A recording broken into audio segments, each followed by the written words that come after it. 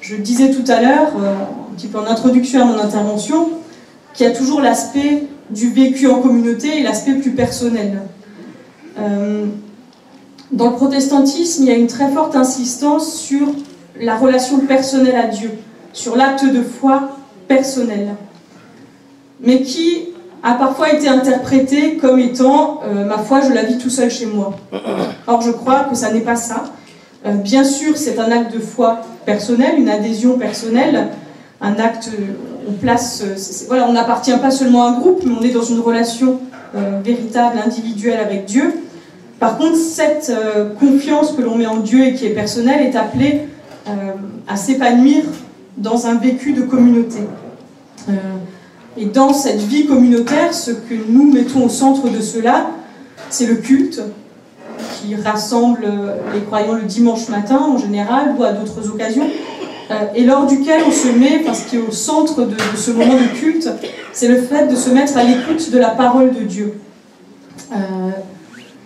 Parole de Dieu qui se donne à travers la lecture et la réflexion autour du texte biblique, mais qui se donne aussi à travers les sacrements, qui dans notre Église sont au nombre de 2, le baptême et la célébration de la scène, du repas du Seigneur. À travers cela, on reçoit quelque chose de la parole de Dieu. Dans le texte que je viens de vous lire, on ne fait pas référence au baptême puisqu'il vient d'être vécu, mais on dit bien que la personne baptisée est invitée à prendre part à la vie de sa communauté à travers l'écoute de la prédication et la participation à la célébration de la scène. Et dans ces moments-là, on retrouve aussi un double aspect quelque part de la piété qui est à la fois qui est réponse aussi à Dieu, c'est-à-dire c'est bien parce qu'on est en relation avec Dieu que quelque chose nous vient de lui, qu'on est dans cet acte de foi, dans ces pratiques qui viennent entretenir cette relation. Donc voilà, une dimension communautaire qui est parfois un petit peu délaissée dans nos églises protestantes, mais qui me paraît être très importante. Le deuxième point qui est peut-être encore plus évident pour nous autres, c'est la centralité de la Bible et l'invitation qui est faite aux baptisés de lire la Bible, de méditer la Bible. C'est vraiment le lieu, ce livre, dans lequel on vient nourrir sa foi, on vient y puiser, on vient réfléchir à partir de là. Et là aussi, c'est un enjeu pour notre Église qui au moment de la Réforme a vraiment mis la Bible au centre, a mis un très fort accent sur la lecture de la Bible. Luther a traduit la Bible en allemand et a beaucoup contribué à ce que chacun puisse y avoir accès, que ça ne soit pas réservé à un certain nombre de personnes formées, mais que c'est vraiment chacun est invité à lire la Bible.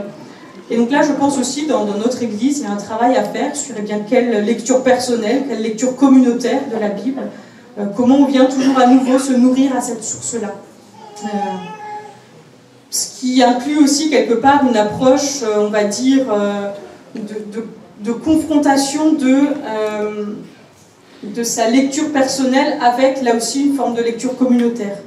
Bien sûr, il est important de lire la Bible seul, pour soi, mais je pense qu'il est tout aussi important de venir à un moment donné confronter son interprétation et sa lecture à d'autres, dans le cadre de la communauté, dans le cadre d'un partage, dans le cadre d'un échange. Et la troisième dimension, et je m'arrêterai là, c'est cet aspect d'engagement dans le monde. Dans le texte que j'ai lu, donc ce texte d'engagement au moment du baptême, il est demandé aux baptisés de mettre ses dons au service des autres.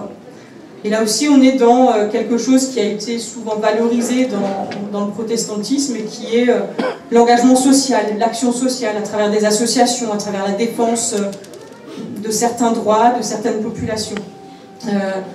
Encore une fois, on en revient au texte des prophètes, mais la piété ne se limite pas au domaine du purement religieux, mais notre vie de foi s'exprime justement dans toute notre vie.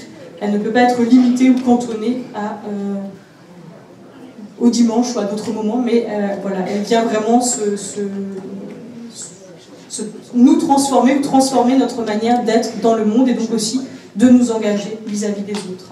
Elle n'est pas là pour nous couper du monde, mais au contraire pour nous permettre d'y prendre pleinement notre place. Merci Marion. On remercie Marion.